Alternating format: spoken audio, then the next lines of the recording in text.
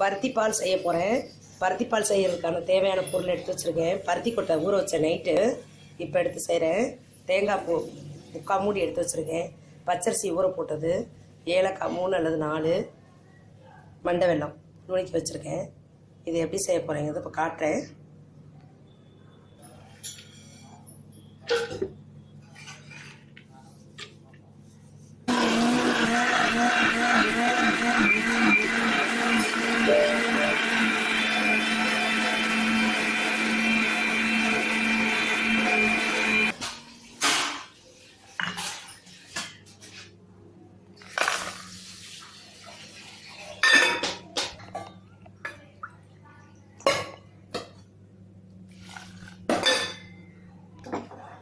மண்டை வெல்லத்தை காய வச்சுருக்கேன்.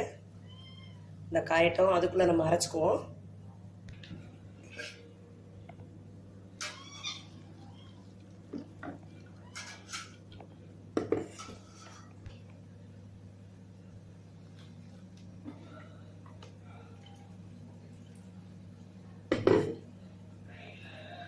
பருத்தி கொட்டை ரொம்ப நல்லது உடம்புக்கு. சளியெல்லாம் இருந்தாலும் நெஞ்சு சளி பூரா அறுத்து எடுத்துரும். நல்லா அதை பிழிஞ்சு எடுத்துட்டு இந்த சாறை மட்டும் வச்சுக்கோங்க. இது ரொம்ப உடம்புக்கு நல்லதுங்க. நெஞ்சு சளியெல்லாம் எடுத்துரும். ஆஸ்துமா உள்ளவங்களுக்குலாம் அது ரொம்ப நல்லது. மாதத்தில் ஒரு நாள் வச்சு சாப்பிட்லாம். அடுத்து இதுலேயே பச்சரிசியையும் தேங்காயும் போடுறேன், ஏலக்காயும் போடுறேன். பால் மட்டும்தான் எடுக்கணும். இதில் பால் காஞ்சிச்சு. இங்கே பாருங்கள், இந்த பால் இதான் பருத்தி பால் தனியாக எடுத்து வச்சிட்டேன். இப்போ பாருங்கள், தேங்காய், பச்சரிசி, ஏலக்காய் 3 இப்போ அரைக்க போகிறேன்.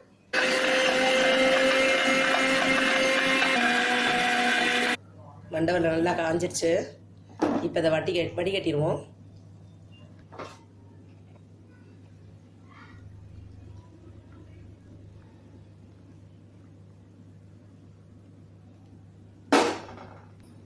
வடிகட்டினதை எடுத்து இப்போ ஊற்றுறேன்.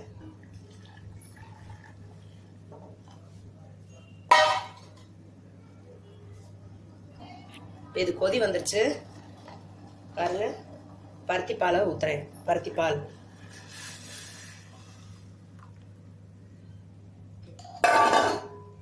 இப்போ தேங்காய் பாலை வடிகட்டிக்குவோம். தேங்காய் பால், அரிசி பால்,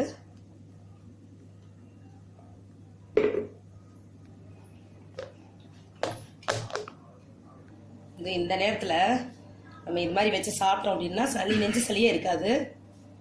தேங்காய் பூ அப்புறம் எடுத்துட்டேன் பாருங்கள். பால் எடுத்து ஊற்றினா நல்லது.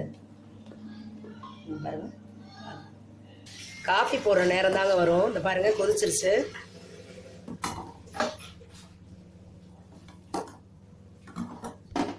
தேங்காய் பாலை ஊற்றுறேன். அவ்வளோதான், வேலை முடிஞ்சிருச்சு. கெட்டியாக சாப்பிடணும்னு நினைக்கிறவங்க சேமியா பாருங்கள், பருத்தி பால் எப்படி இருக்குன்னு ரெடி ஆயிடுச்சு.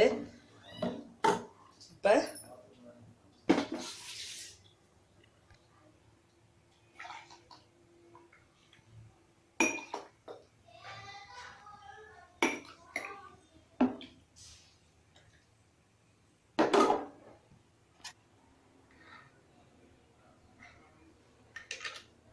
சூப்பர்.